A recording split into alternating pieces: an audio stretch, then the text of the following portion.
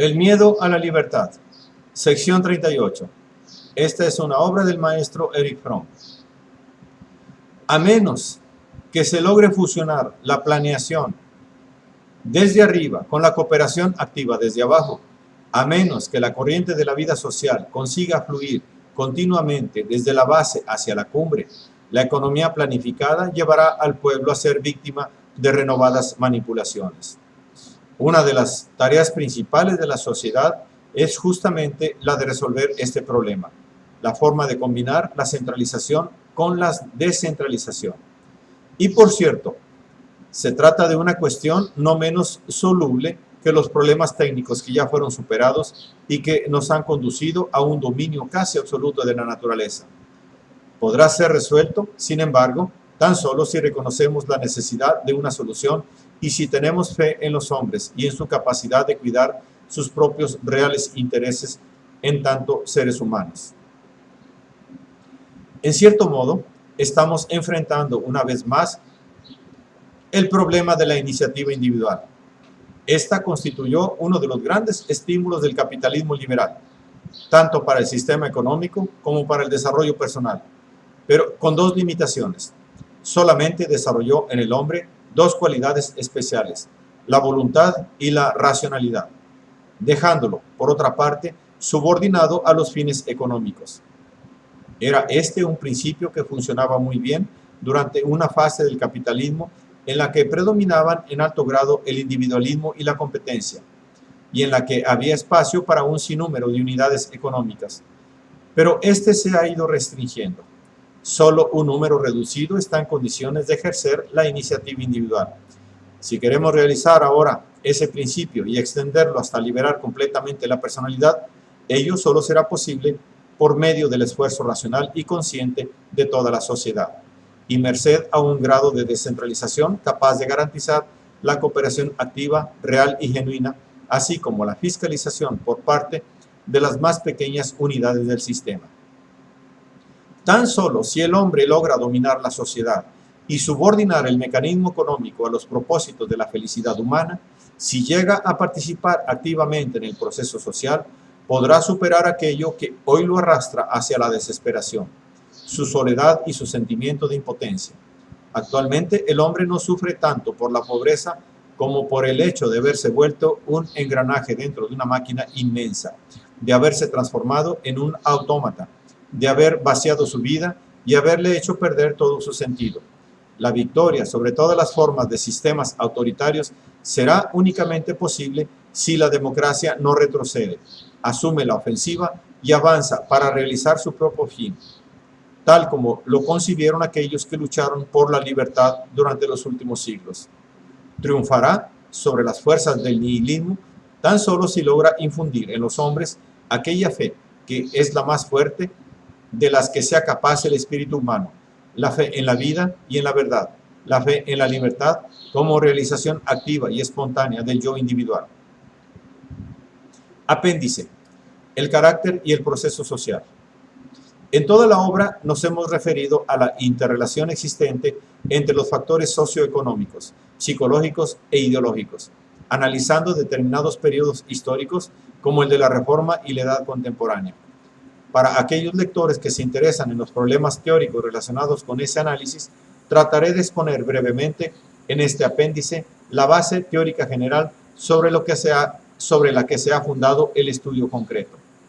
Al estudiar las reacciones psicológicas de los grupos sociales, debemos ocuparnos de la estructura del carácter de los miembros que los integran, es decir, de los caracteres individuales. Sin embargo, lo que nos interesa no son las peculiaridades que contribuyen a las diferencias interpersonales entre los miembros de un mismo grupo, sino aquella parte de la estructura del carácter que es común a la mayoría de ellos. Podemos denominar a esa parte carácter social. Este es necesariamente menos específico que el carácter individual. Al describir el segundo, debemos referirnos a la totalidad de los rasgos que, en su peculiar configuración, constituyen la estructura de la personalidad de este o aquel individuo. El carácter social, por el contrario, comprende tan solo una selección de tales rasgos, a saber, el núcleo esencial de la estructura del carácter de la mayoría de los miembros de un grupo, núcleo que se ha desarrollado como resultado de las experiencias básicas y los modos de vida comunes del grupo mismo. Si bien nunca dejarán de observarse extraviados, dotados de una estructura de carácter totalmente distinta, la de la mayoría de los miembros del grupo se hallará constituida por diferentes variaciones alrededor del mencionado núcleo, variaciones que se explican por la intervención de los factores accidentales del nacimiento y de las experiencias vitales, en la medida que éstas difieren entre un individuo y otro. Cuando nos proponemos comprender cabalmente al individuo como tal, estos elementos diferenciales adquieren la mayor importancia, pero en tanto nuestro propósito se dirige a la comprensión del modo según el cual la energía humana es encauzada y opera como fuerza propulsiva dentro de un orden social determinado, entonces debemos dirigir nuestra atención al carácter social. Este concepto constituye una noción fundamental para la comprensión del proceso social. En el sentido dinámico de la psicología analítica, se denomina carácter la forma específica impresa a la energía humana por la adaptación dinámica de las necesidades de los hombres a los modos de existencia peculiares de una sociedad determinada. El carácter, a su vez, determina el pensamiento, la acción y la vida emocional de los individuos. Darse cuenta de todo ello resulta harto difícil cuando se consideran nuestros propios pensamientos, pues todos nosotros participamos de la creencia tradicional en el carácter puramente intelectual del acto de pensar y en su independencia de la estructura psicológica de la personalidad. Sin embargo, tal creencia es errónea, especialmente cuando nuestros pensamientos se refieren a problemas filosóficos, políticos, psicológicos o sociales, más que al manipuleo empírico de objetos concretos. Tales pensamientos, abstracción hecha de los elementos puramente lógicos implícitos en el acto de pensar, se hallan en gran parte determinados por la estructura de la personalidad del que piensa. Esta afirmación tiene validez para toda una doctrina o sistema teórico, así como para un concepto aislado como amor, justicia, igualdad, sacrificio. Cada concepto o cada doctrina se origina en una matriz emocionalmente arraigada en la estructura del carácter del individuo. Ya hemos proporcionado diferentes ejemplos de todo ello en los capítulos precedentes. En lo concerniente a las doctrinas, tratamos de poner en evidencia las raíces emocionales del protestantismo de la primera época y del autoritarismo moderno. Y por lo que se refiere a los conceptos aislados, ya mostramos cómo, para el carácter masoquista, por ejemplo, el amor posee el significado de dependencia simbólica y no de afirmación mutua y de unión sobre una base de igualdad. El sacrificio entraña extrema subordinación del yo individual a una entidad superior y no la afirmación del yo espiritual y moral. La diferencia entre individuos significa un desnivel de poder y no la realización del yo fundada sobre la igualdad. La justicia indica que cada uno debe recibir lo que merece y no que el individuo posee títulos incondicionales para el ejercicio de los inalienables derechos que le son inherentes en tanto hombre.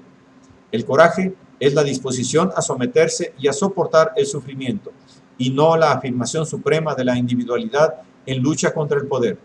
Aun cuando usen la misma palabra, dos personas dotadas de distinta personalidad, cuando hablan, por ejemplo, sobre el amor, se refieren en realidad a significados completamente diferentes que varían según sus respectivas estructuras caracterológicas. Mucha confusión intelectual podría ser evitada. En efecto, si se hiciera un correcto análisis psicológico de tales conceptos, puesto que todo intento de clasificación meramente lógica está destinado necesariamente al fracaso.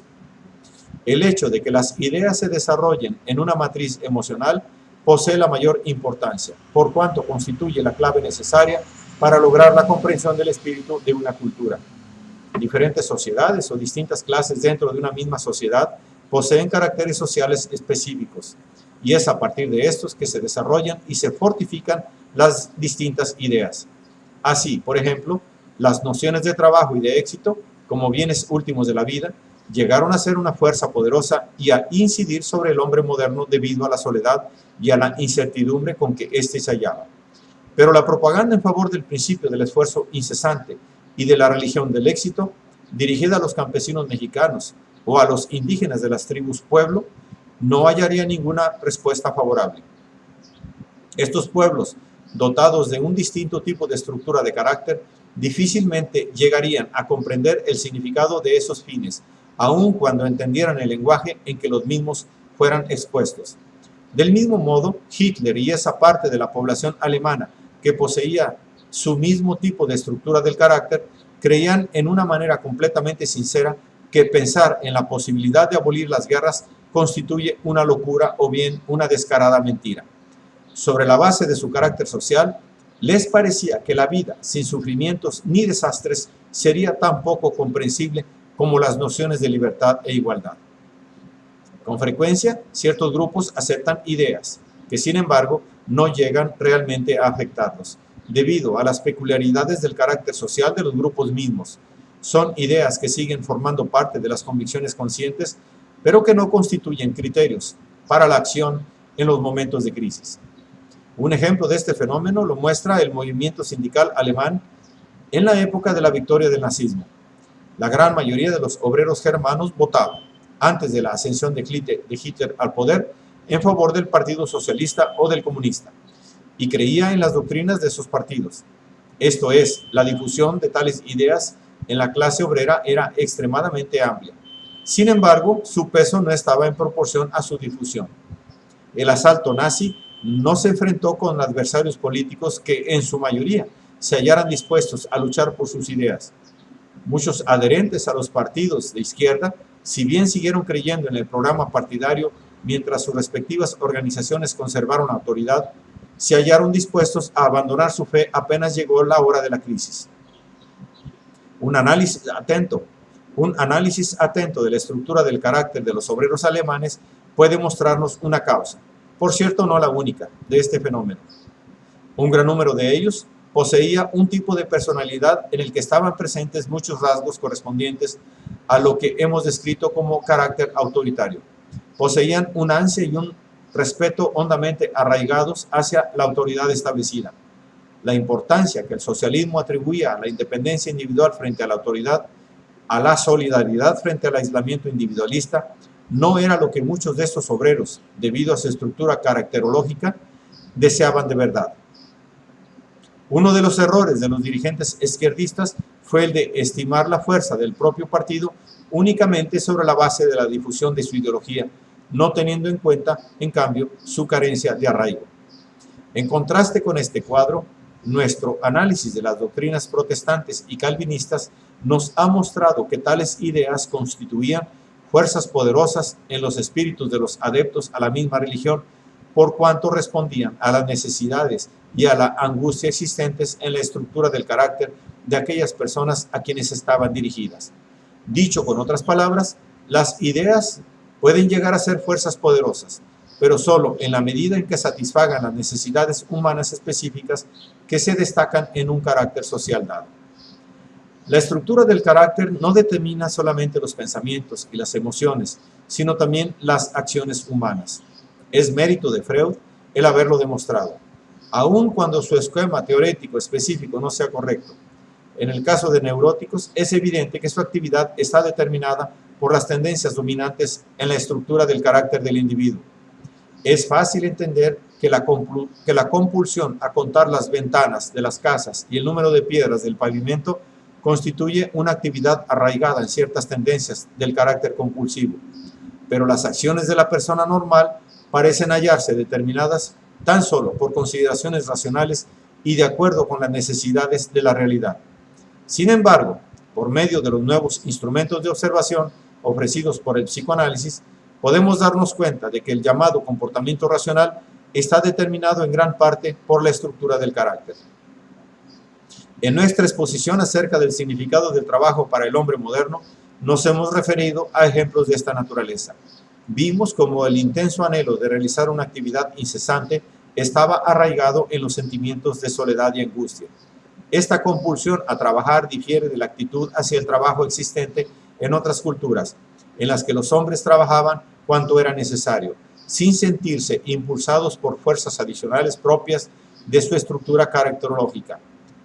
Puesto que todas las personas normales actualmente experimentan aproximadamente el mismo impulso al trabajo y que además tal intensidad de esfuerzo le es necesaria para seguir viviendo, es fácil pasar por alto el elemento irracional presente en este rasgo. Debemos ahora preguntarnos cuál es la función que el carácter desempeña con respecto al individuo y a la sociedad. Por lo que se refiere al primero, la contestación no es difícil. Si el carácter de un individuo se ajusta de manera más o menos fiel a la estructura del carácter social, las tendencias dominantes de su personalidad lo conducirán a obrar de conformidad con aquello que es necesario y deseable en las condiciones sociales específicas de la cultura en que vive. Así, por ejemplo, si experimenta una apasionada tendencia por el ahorro y un gran horror a gastar dinero en objetos de lujo, y se trata de un pequeño comerciante que necesita ahorrar y economizar para sobrevivir, ese impulso le prestará una gran ayuda. Además de esta función económica, los rasgos del carácter ejercen otra, puramente psicológica, que no es menos importante. La persona en la que el deseo de ahorrar surge de su personalidad experimenta también una profunda satisfacción psicológica al poder obrar de acuerdo con sus tendencias. Vale decir que al ahorrar no solo resulta beneficiada prácticamente, sino que también se siente satisfecha desde el punto de vista psicológico.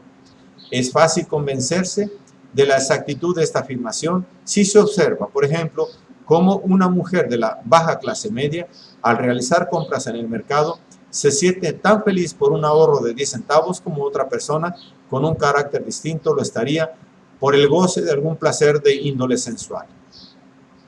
Esta satisfacción psicológica se produce no solamente cuando un individuo obra de conformidad con las demandas que surgen de la estructura de su carácter, sino también cuando lee u oye la expresión de ideas que lo atraen por la misma razón.